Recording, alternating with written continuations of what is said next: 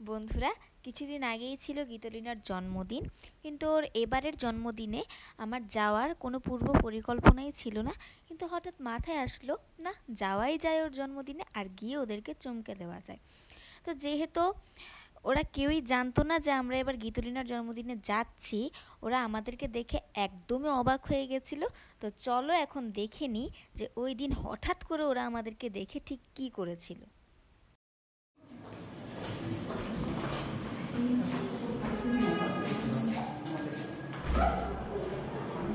যাও তোমরা যাও তো সামনে।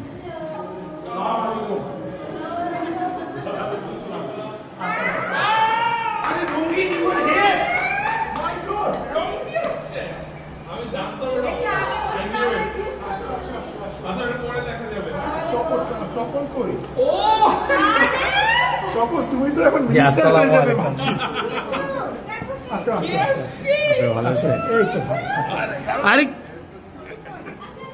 ভাই চলে আসলাম। আপনি থ্যাংক ইউ। আমরা খুব